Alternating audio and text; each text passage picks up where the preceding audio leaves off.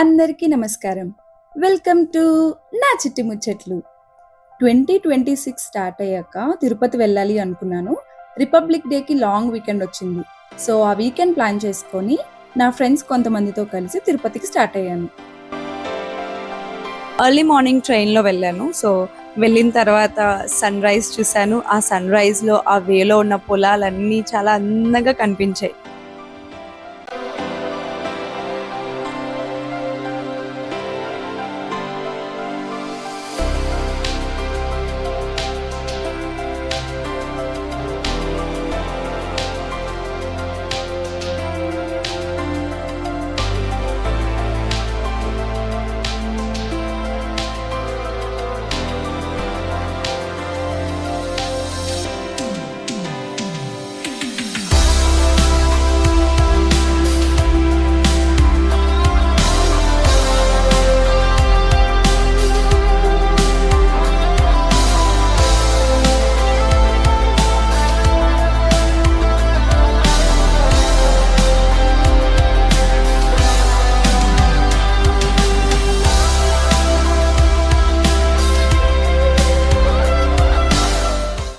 చూస్తుండగానే తిరుపతి చేరిపోయాము.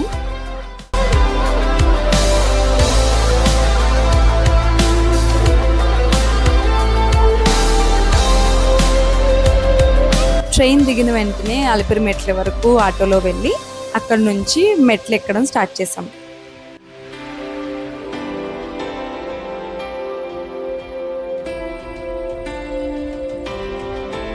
మేము మెట్ల దగ్గరకు చేరుకునేసరికి ఈవినింగ్ అయింది కాబట్టి అది మెట్ల దారంతా కూడా ఫారెస్ట్ ఏరియా ఉంటుంది.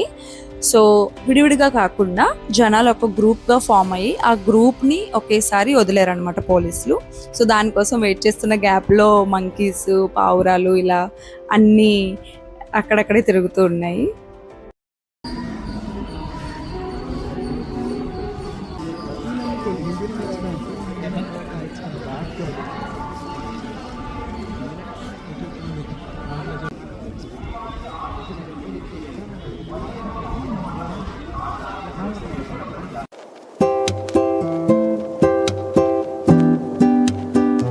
ఒక 50 మెట్లు కూడా ఎక్కక ముందే కెపాసిటీ ఎంత ఉందో, ఫిట్నెస్ ని ఎంత సీరియస్ గా తీసుకోవాలో అప్పుడు అర్థమైంది.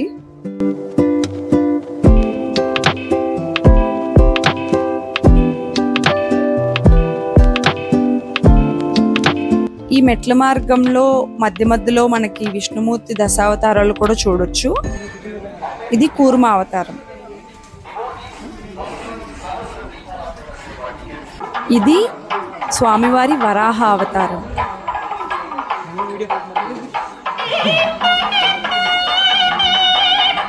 తొమ్మిది 900 మెట్లు అయ్యాయి. ఇంకా 2650 మెట్లు ఎక్కాలి.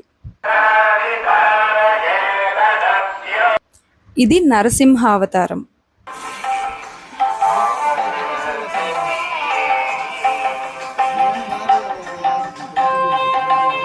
పదమూడు 1300 మెట్లు అయ్యాయి. ఆగుతూ వెళ్తూ మెల్లగా ఎక్కుతున్నారు అందరూ. మేము నార్మల్గా మెట్లు ఎక్కడానికే ఇంత కష్టపడుతున్నాము, కానీ వీళ్ళెవరో మెట్టుకి హారతి పెట్టి అది వెలిగిస్తూ వెళ్తున్నారు. ఇది వామనావతారం. ఇక్కడికి వచ్చేసరికి బాగా సాయంత్రం అయిపోయింది, అందుకే కొంచెం డల్గా కనిపిస్తుంది. మెట్లు ఎక్కడం కొంచెం కష్టంగానే ఉంది, కానీ పక్కన షాప్స్లో ఇలా రకరకాల ఫ్రూట్స్ అన్నీ చూస్తూ ఉంటే అవి చూడగానే ఎనర్జీ వచ్చేస్తుంది. కొంచెం కొంచెం తింటూ అలా ఎక్కుతూనే ఉన్నాం. గాలి గోపురం.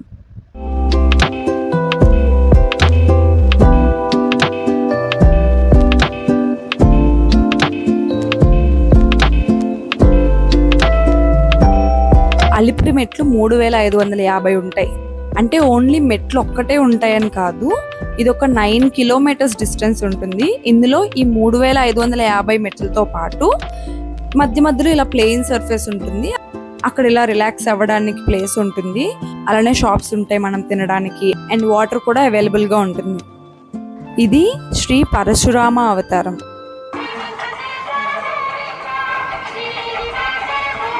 2100 మెట్లు ఎక్కేసాం అప్పుడే, కానీ ఇంకా 1450 ఎక్కాలి. మధ్యలో ఇలా స్వాములు కనిపించారు, డ్రమ్స్ అవి వాయిస్తూ. మళ్ళీ ఫ్రూట్స్, పానీపూరి, మ్యాగీ కూడా. వావ్, ఇది శ్రీరామ అవతారం.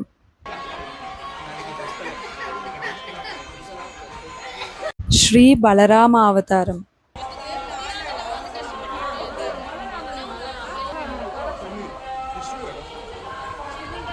మధ్యలో ఒక అన్న వేడివేడిగా బజ్జీలు వేశారు, మంచి టేస్టీగా ఉన్నాయి. సగం దారంతా అక్కడ ఉన్న ఐటమ్స్ లో ఆల్మోస్ట్ అన్ని తింటూనే ఎక్కాం. ఇది శ్రీకృష్ణ అవతారం.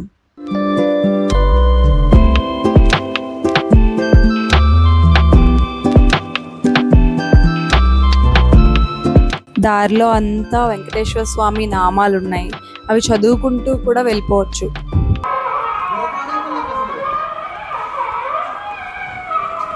శ్రీ కల్కి అవతారం.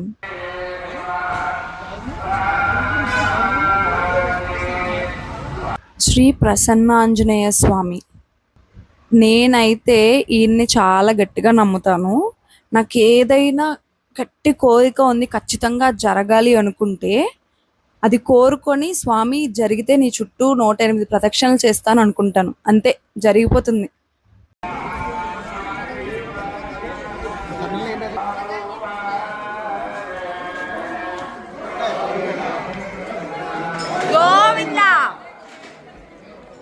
చిన్నప్పుడు మన పేరెంట్స్ ఇలా ఈ రాళ్ళని ఒకదానిపైన ఒకటి పేర్చమని చెప్పే ఉంటారు కదా, అలా ఎందుకు మీతో చేయించారో తెలుసా? నాకు తెలిసినంత వరకు ఇలా ఒక రాయి పైన ఒకటి పడిపోకుండా ఎన్ని రాళ్ళు అయితే స్టేబుల్గా పెట్టగలుగుతామో అన్ని అంతస్తుల ఇల్లు మనం కట్టుకోగలుగుతాము అనే నమ్మకం. మనం పెద్దయ్యాక అంత పెద్ద ఇల్లు కట్టుకోవాలి అని చెప్పి మన పేరెంట్స్ మనతో అలా చేయించేవారు అనమాట.